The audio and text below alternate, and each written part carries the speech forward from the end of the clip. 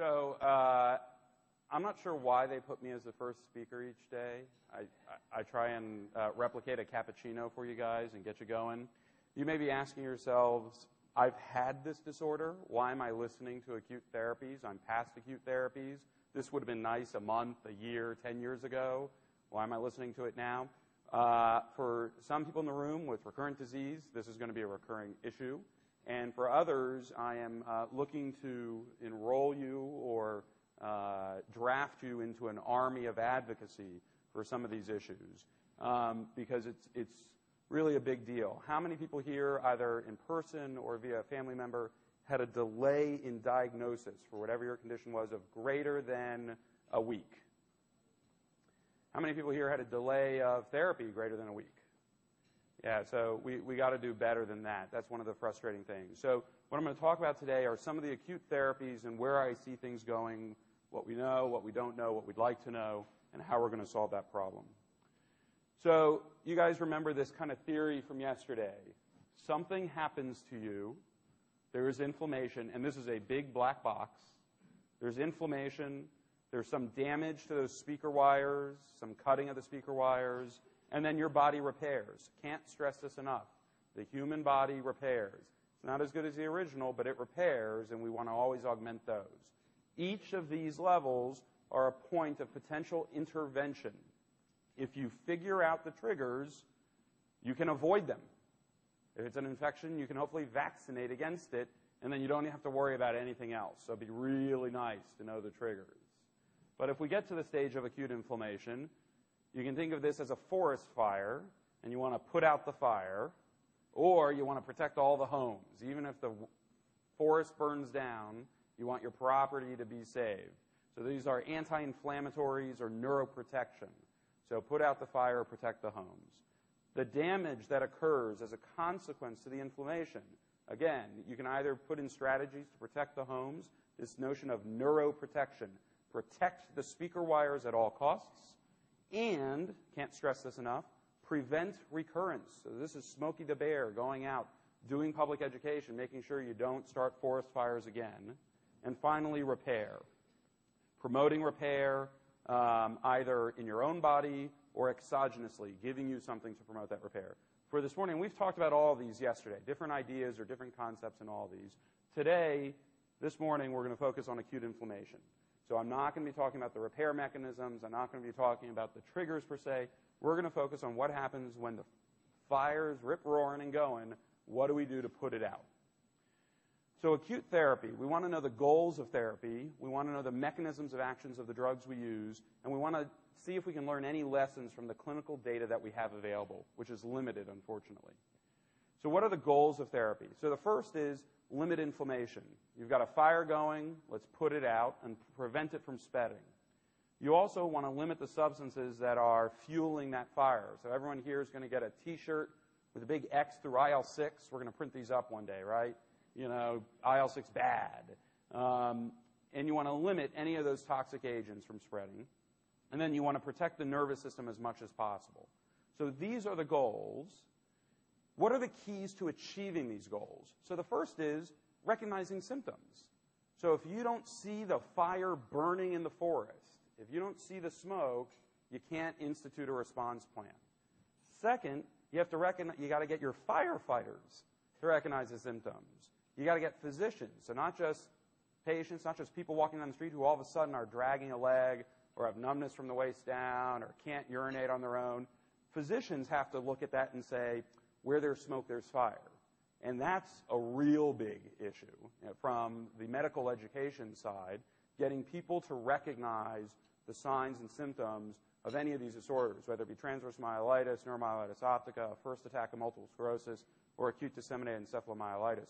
Sandy and I were talking, was it yesterday or the day before, about folks who go to the emergency room who can't urinate and are diagnosed as a urinary tract infection and sent home with a catheter.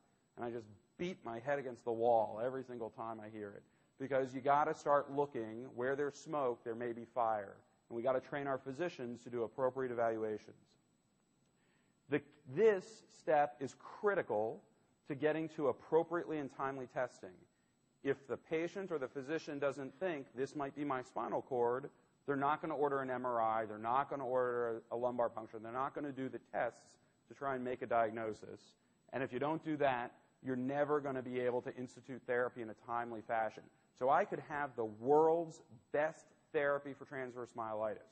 I could have a therapy that, if instituted within 24 hours, stops it cold, and it's worthless unless you get through the first 3. Okay? So when you look at the public health community, you may have heard of this, brain attack. How many people have heard public service announcements for strokes or brain attacks? So you're driving along, NPR's on the radio, PBS at home, or just a commercial, and they start talking about if you develop numbness, weakness, speech problems, all of a sudden, what do? Call 911. You go to a hospital, you get evaluated. Why is this campaign so new in the last decade? Was it because all of a sudden stroke became important? No, stroke's been an important killer of people for decades. This public health campaign was driven when there was an acute therapy that made a difference. So thrombolysis in stroke, the idea of clot-buster drugs, came on the market, and we had a 3-hour window from symptom onset to delivering the drug. How many people here have ever been in an emergency room in their life? What happens within 3 hours in an emergency room? Nothing. That's right. So this became just as important for the patients as for the physicians to recognize that the clock is ticking. You have to, A, recognize the symptomatology, B, get people into an appropriate care facility within a timely fashion. When I say timely, I mean timely. And C, institute certain protocols. This didn't exist. This public health campaign did not exist until the therapy was on the market. Okay? So part of the campaign for educating patients and educating physicians is to do it for a reason. If we have nothing to offer, then this isn't worth it. So what I'm going to try and show you today is we have something to offer acutely. So what are the drugs that have classically been used in any of these disorders? Transverse myelitis, neuromyelitis optica, or Dept. Anyone here heard of using steroids? Okay, so in my analogy of the cat, which one's this? This is the machine gun, right? You're kind of culling the herd. We talk about cytokines. We talk about T cells. You know, Sandy says he's not a molecular guy. He's more of one than he lets on. And we try to kill off a certain number of the cats. That's how the steroids work. IVIG, we talked about this a little bit yesterday. A long list here. See, the list gets longer. These are all theoretical ways IVIG works. Again, maybe it's a feedback loop trying to get the immune system to shut down some. Maybe it's directly blocking the negative effects of your immune system, acting as a blocker for a running back. Regardless of the mechanism of action, there's data, albeit scant data, to say IVIG can be helpful in a variety of these disorders. And then we get to Plasmaexchange, plasmapheresis, plex. These are interchangeable terms. So that's that dialysis for the immune system. Remember that from yesterday? Everybody? Yes, you do. And if you don't, raise your hand. So this is, we hook you up to the machine, your blood goes out, it gets spun, the serum's taken out of your blood gets given back to you without any of those evil humors running around your body. And then there's cyclophosphamide, or Cytoxan, both the same drug. So if steroids were the machine gun, this is getting to conventional warheads all the way up to nuclear war, depending on the dose you give. So this is killing as many cats as you can. So these are the drugs that have classically been used in the acute setting for a variety of these disorders. What data has guided us in terms of its use? And unfortunately, it's been anecdotal case series, retrospective analyses, and relatively few prospective studies. So why is this? Well, the first is they're very difficult to design prospectively and blind. So why is blinding important? So how many people here know the placebo effect? You've heard of it, you don't believe it, whatever the case, or you believe it. So in clinical trials, you put some people on a therapy, some people on sugar pill, and usually anywhere between 10 and 30% of the people on sugar pill report a benefit. Okay? So why the hell aren't we selling sugar pills, is what you got me. So there is both a placebo effect and a nocebo effect. So if you tell groups of patients that they are not getting a therapy, they report far less than the people who you do nothing with. They all get worse. So it goes both ways. The human mind, as Adam reminds me every day, is an incredible place with incredible controls over the human body. Designing these trials are very hard. So if I want to blind a placebo-controlled trial for plasma exchange, I've got to put this side of the room, I've got to put central lines in all of you. This side of the room, central lines with all of you. Bring a machine into each of your rooms behind a big curtain, turn on the motor, and for you guys, the tech's just reading a magazine. You guys are getting plasma exchange. Okay? You all got central lines. You had an invasive procedure in order to be blinded. How many people here are going to consent for that? No one? Well, there goes my next trial. So it's actually been done. So that's been done before, where we blinded, and this created lots of arguments. Is it ethical? Is it ethical to give you guys central lines knowing that we're not going to plasma exchange you? Is that really fair? How do we blind Cytoxan? So at the doses we use, actually most people don't know they're getting a drug. Some people get nauseous. But if all of you got nauseous and all of you didn't, even if you were getting Cytoxan in your mind, you might say, they didn't give me anything. I didn't get a treatment. So these are incredibly hard trials to do in blind. And then there's this issue, the heterogeneity of the disorders. How many people here, either themselves, friend, or family, has had their diagnosis change from one thing to another since the time of initial presentation? I'm just curious if you're willing to hold your hands up. 10, I'm thinking about 20. So that's easily 10 to 20% of the people here have had their diagnosis change. So how do I design a clinical trial when our diagnostic criteria are kind of in the eye of the beholder? You come to me, I bless you as multiple sclerosis versus TM, and enroll you in a trial. It makes it very hard to do in a multi-center fashion. And then outcome measures are limited, and we're going to talk about some of those outcome measures. But this is why the trials are limited. This isn't because there's not the interest. There's always the funding issues. The interest is there, but it's really hard to design these trials and do them well. And then, as Sandy reminds us, these are rare disorders. So in terms of doing trials for high blood pressure, I'm going to enroll 1,000 people in the first month. If I want to enroll 1,000 people with transverse myelitis, the 10th annual symposium will see the data for 1,000 patients to get everybody in and followed appropriately. So they're hard to do. So what clinical data exists? So there are limited trials or retrospective data for using steroids as an acute therapy in a multiple sclerosis relapse. There's data for plasma exchange in multiple sclerosis. There are some MS patients who are steroid resistant who during an acute exacerbation definitely get a benefit from plasma exchange. Sorting out who these patients are can be tricky, but we're starting to exchange more of our MS patients when they have severe relapses that are not improving with steroids. What about in ADEM, the acute disseminated encephalomyelitis? We talked about this yesterday. You have steroids, IVIG, and plasma exchange. We don't know between plasma exchange and IVIG if there is a superior intervention. We have never done a really good head-to-head trial for ADEM. In neuromyelitis optica, in the last 5 years, this has changed dramatically. So these patients, whether they were lumped with MS or not, or identified, were getting steroids during exacerbations. It's nowhere near enough for an acute exacerbation, a significant exacerbation in neuromyelitis optica. If I get a call from one of my patients with NMO who's having a real exacerbation, meaning new vision loss or motor involvement, we admit them that day and start plasma exchange. The data saying that the response to plasma exchange in an acute relapse for NMO is so good and so much better than just giving steroids, we shouldn't just wait for the steroids to kick in anymore. So we're bringing people in right away. Now, this creates an issue. Not all hospitals in all cities do plasma exchange. So what do you do if you're in a region where it's not available? And you have options. One is to try and find the closest hospital that you can go to that does it. Or some people are looking at IVIG. We just don't have any data yet. But for DEVIX, we know plasma exchange makes a big difference. And then we're going to talk about acute therapy in just garden variety transverse myelitis. So I should mention, when you look back in the literature for acute therapy in transverse myelitis, for any of these really, other than MS, the papers that are out there are maybe 10 patients, 20 patients, 30 patients. There's an ADEM paper that got up to 40. We're talking small numbers that took several years to accrue. What we tried to do, based on the experience of the Hopkins Center with TM, was look back over the hundreds of thousands of patients we've looked at to see if we could discern any patterns for treatment responses.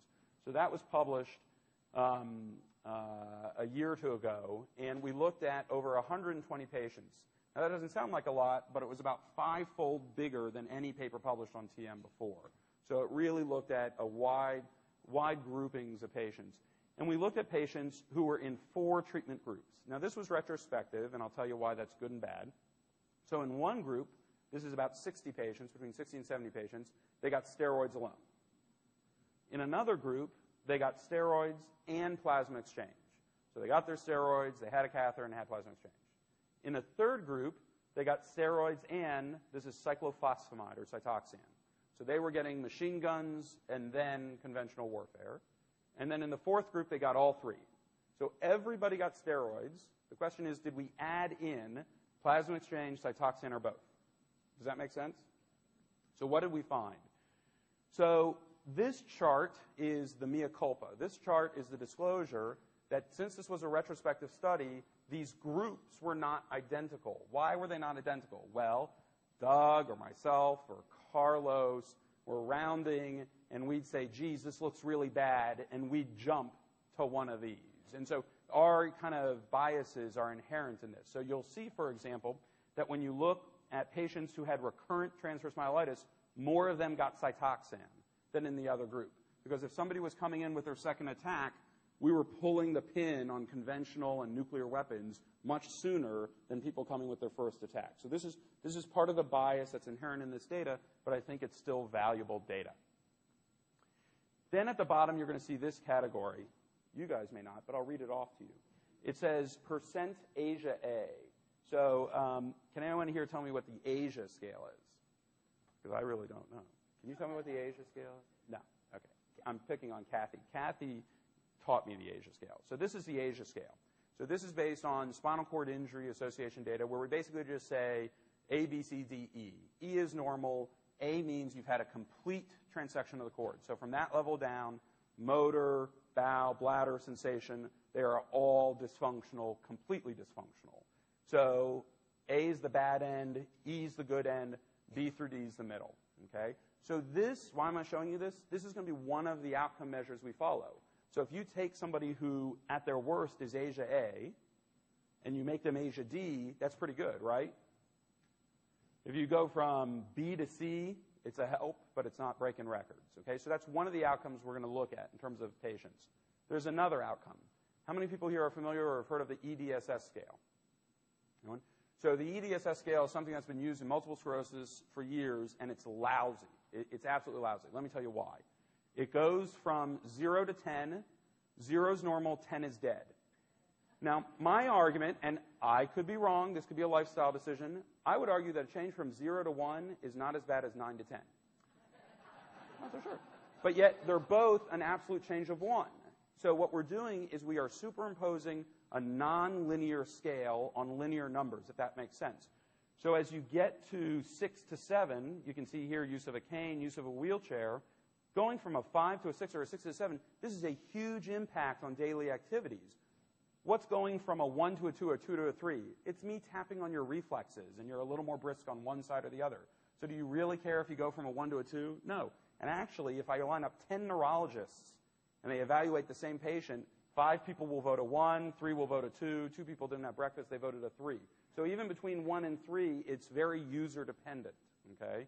Once we get past 4, there are very defined branch points. But there's a real problem here with using this absolute scale. So let me give you an idea in terms of the outcomes. So what we looked at when treating these patients with steroids, Cytoxan, plasma exchange, was the delta EDSS, the change in EDSS. So if at your worst you were a 7, meaning you're in the throes of transverse myelitis, you cannot get out of bed, you have to use a wheelchair to ambulate, and after treatment, 3 to 6 months later on an evaluation, you are down to a 3, which means you are walking without assistance. I can tap on your reflexes, maybe you're brisk, maybe I can find some numbness, but you are not inhibited in any way in terms of your daily activities. That would be a delta EDSS of 4. 7 minus 3 equals 4. Does that make sense? Okay. Now, you start to get a sense, and it's important to kind of get a flavor for these numbers as I'm about to show you the data, is that a delta EDSS of 4, that's a big number, okay? That means if you're a 6 or a 7, you're going down to a 2 or a 3. It means you're going from a wheelchair to walking unassisted. Or you're going from an 8, which is bedbound really, down to ambulating with minimal assistance.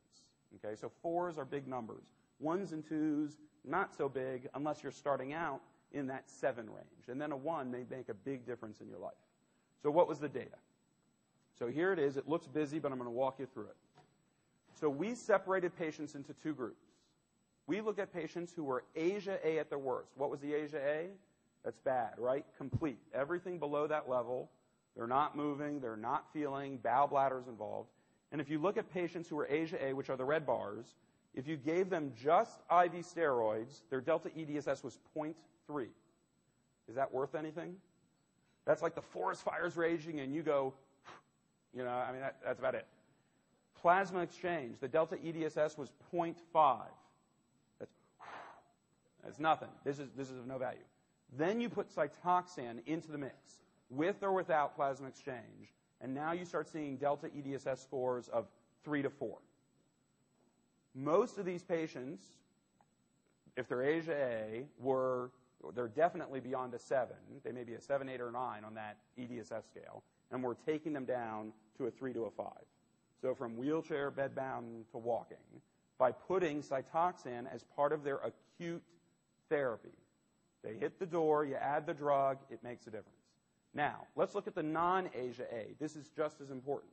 So let's say you come in and you're not complete. You're ASIA B, C, or D. You've got motor dysfunction. You may be in a wheelchair still because you can't support your weight, but you can move. There's a flicker, the legs are doing something, or there's sensation. Something's keeping you from being ASIA A. If you give steroids, you get an delta EDSS of 2. That's not bad. That's something. It's not breaking records. You throw in Plasmaexchange and you double it to a 4. Now you're talking about going again from wheelchair bedbound to walking unassisted. What happens if you add in Cytoxan in any form? Doesn't really help. So right off the bat, you start to look. It's retrospective, it's biased, okay? But you start to get a hint that we may be able to derive true algorithms, where if a patient has a certain presentation, it's worth pulling the nuclear weapon trigger. And for other patients, it's not worth the risk because there is no added benefit. So starting to try and categorize patients based on their presentation to decide how they should be treated to put out the forest fire. There is one exception to this data, and that is if you come in with myelitis and you have an autoimmune disorder, lupus, Sjogren's, any of the things Dr. Birnbaum was talking about, Cytoxan makes a difference, whether you're ASIA A or not. So if you come in with lupus myelitis, even if you're an ASIA B or C, we're giving you Cytoxan because the data, while not presented here, looks just like this. Patients with autoimmune disorders get a preferential benefit from Cytoxan over steroids alone.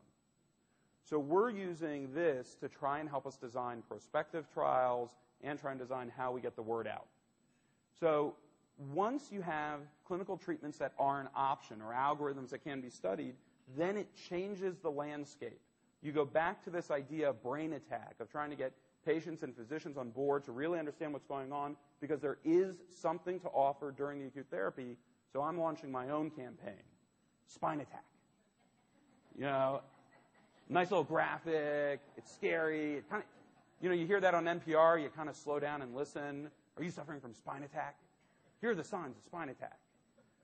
So far, I haven't been funded by anybody, but there's a can in back if you want to leave your coin. So spine attack. But the idea here is a serious one, and that is if we can educate, to be honest, mainly physicians, the front lines, and it's got to be, it's great to sit in a Transverse-Myelitis Centre at Hopkins. I'm really of very little value to most people. The key is we need emergency room physicians. We need internists, because who do you call or present to first? Do you present with numbness and weakness and you say, I'm going to call the Hopkins Transverse-Myelitis Centre and see what they think? No. You go to your local emergency room or your local internist, your GP, your general practitioner. That's where we should be focusing in terms of these types of education campaigns, and we're doing it. We had a nice paper out this year. Angela Middleton, who's a family practitioner in the Virginia area and has interest in transverse myelitis, co-authored a paper that got published in a primary care journal, Signs, Symptoms, Interventions of TM, to start trying to get the word out. And it's I know, something that Sandy's very passionate about, and appropriately so. So you guys remember the algorithm. Doug talked about this. Fine prints, you don't have to pay attention to, but the idea you present a certain way, and this was the diagnostic algorithm. If you have these features, you're TM. If you have these features, it was a stroke.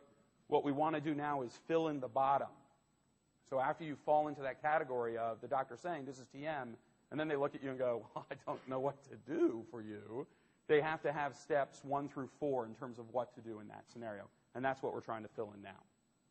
So the conclusions, we've listed them. If you have an autoimmune disease and transverse myelitis, you need Cytoxan. If you're Asia A, you need Cytoxan. If you have neither of those, you should get Plasmaexchange.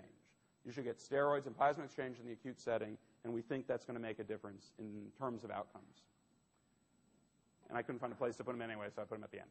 So if you guys have any questions, I am on time. So if you are late at any point today, it's not my fault.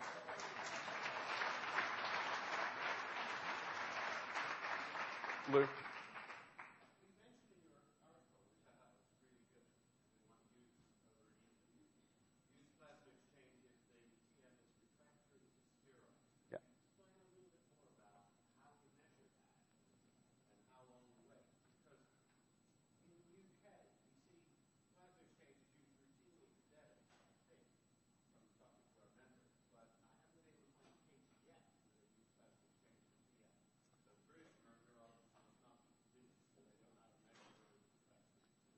Right, and it's subjective. So we've actually been shifting more, and this is part of the studies we want to design, is if you come in the setting, you get diagnosed with acute transverse myelitis, and you only have sensory symptoms. You really don't have a significant motor involvement. We are still usually just trying steroids first, not going through Plasmaexchange, because you have to do a risk-benefit calculation, okay? In patients in that scenario who are...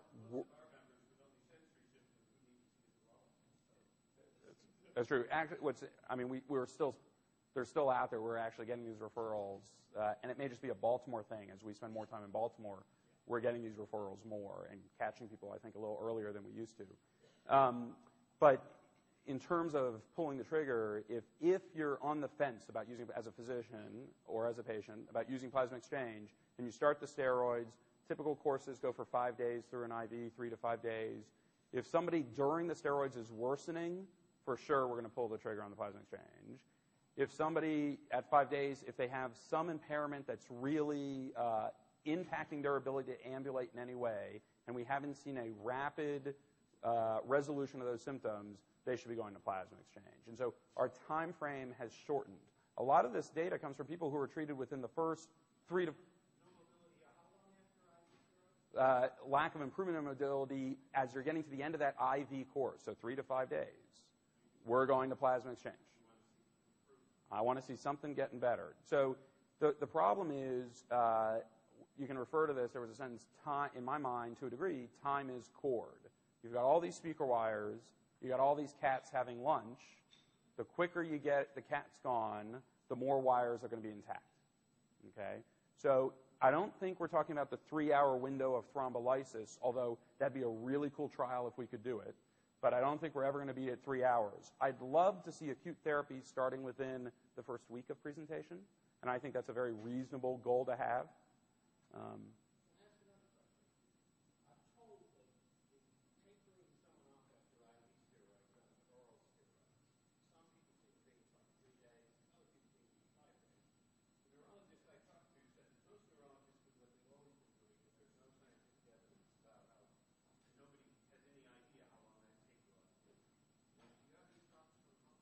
So the question is, how long should oral tapers be after IV steroids? And there's 2 components to an oral taper. One is an endocrine component. So your adrenal gland produces approximately 5 to 7.5 milligrams worth of prednisone a day. If you're taking more than 7.5, more than 5 milligrams of prednisone a day, you are suppressing your adrenal gland. If you're on chronic steroid use, and that's in the eye of the beholder, most people would say more than 10 to 14 days of steroids, there is a risk that if you stop the steroids all of a sudden, your adrenal glands are still going to be asleep, and you're going to go into what's called adrenal crisis. Your body isn't making endogenous steroids. So sometimes the taper is used for endocrine reasons to wake up your adrenal glands. That's the second side. So there were two issues. The second is the treatment of the disease. There is no data in TM to dictate courses of tapers. We tend to use a 3-week taper because we have literature in 3 weeks, usually, 14 to 20 days. We have literature in children with ADEM to say that you can taper too quickly. That if you have somebody with ADEM and you do a 2-week taper, they can rebound during that taper. And there's a big push in ADEM to say tapers should be 4 to 6 weeks at a minimum off of IV steroids. It's limited data. I don't know if you have a different experience.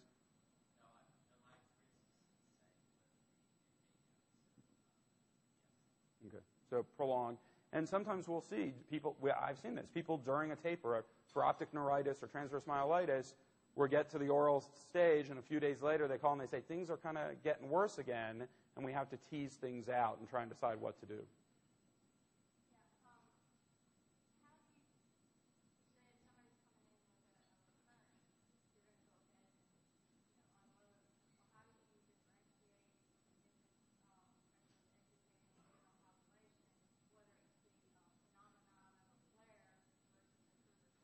Great question. So the question was, I mentioned that if somebody has recurrent TM and they're having an exacerbation, that at Hopkins we're just Cyclophosphamide crazy. We refer to it as vitamin C. You come through the door and you get your shot of vitamin C because we think it helps that much. We're fanatics. We should all have Cyclophosphamide T-shirts on. We've been told that. But how do we know if somebody's having a true recurrent exacerbation, meaning a new fire erupting, versus re-experiencing old symptoms relative to scar tissue that's formed? It's a critically important decision. This is where the front lines have to be on their game. So I'm not sure how many people here have met Maureen Mealy yet. I'm not sure if she's in the room yet. She was outside. One of our nurses at the MS and TM Center, and she fields the majority of these calls, as well as Doug and I. We have an algorithm we go through. So if somebody calls and says, I'm having new symptoms, the first question is it in a distribution where you've had symptoms before or a new distribution? So if you've always had numbness from the waist down and you call me and you say, my left arm is numb and weak, we go straight to exacerbation. We don't pass go. We don't collect $200. If you call me and you say, I was numb from the waist down last year, I got better, but I'm numb again, then you come in, we're looking for signs of infections, checking urines, doing maybe a chest x-ray, looking for any metabolic abnormalities, anything that would explain one of these, quote, pseudo-exacerbations before pulling the trigger. But we do that in a rapid. That's a 24-hour turnaround, and then we make a decision. But that can be real tricky. So I tell my patients Greenberg's rules for exacerbations. So new distribution, big issue. If it's sensory symptoms, they need to be lasting a minimum of 24 hours before I pay it any thought. Anybody who's had any of these diseases, you're going to have sensory changes up and down throughout the day. Everyone's experienced them, I'm sure. Some days are good, some days are bad. Sometimes there's a little more tingling or a little more numbness. I don't pay attention to sensory until it's either in a new distribution or consistent over a 24-hour period. And then the fallback is if you have new motor changes or vision changes, I want to hear from you same day because I'm going to start on that a lot faster than sensory. Yeah, please.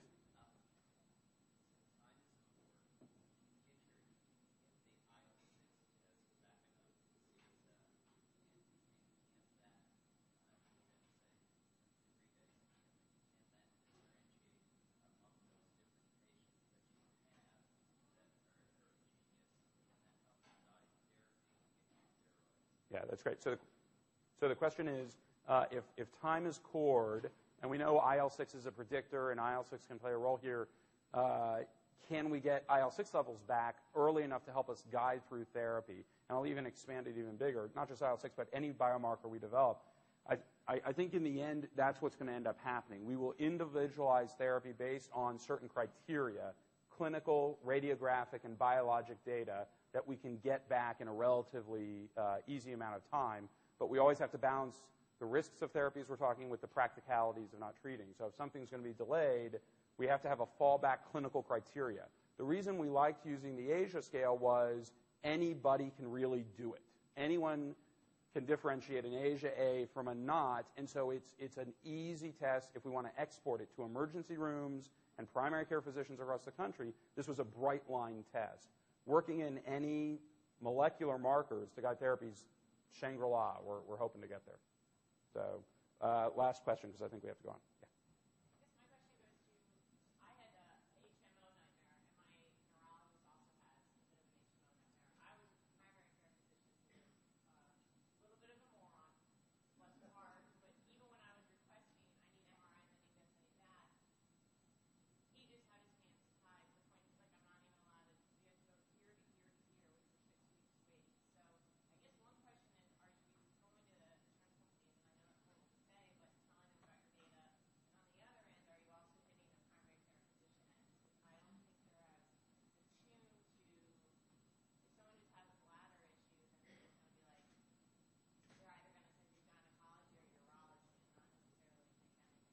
Yeah. Yeah. So the question was about HMO nightmares and being restrictive to primary care physicians and appropriate triaging from primary care physicians. So I think there's two issues. One is in terms of the triaging, it's a recognition and education issue that we bear within medicine. We have to make sure that when we're going out and speaking to the American College of Physicians, internists, we're reminding them on a regular basis that a woman who comes in with bladder dysfunction doesn't always have a UTI, that you should keep an open mind and think about other things. And all numbness and tingling is not a pinched nerve. What else have we got? I can't move my legs. It's a pinched nerve. You'll be better. No, that's not a pinched nerve.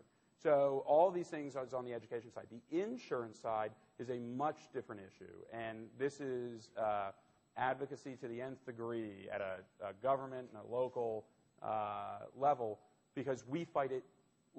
There's nothing magical on our end. We have to fight for the same things in terms of insurance.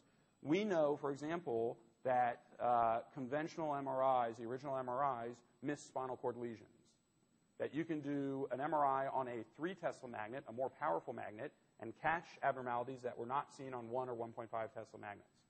But, so, when we have patients come in and they say, I've been told that I don't have transverse myelitis because my MRI is normal, and you do an exam, and it's very clear there's transverse myelitis, and we say, well, let's do this on a different magnet, and the insurance says no.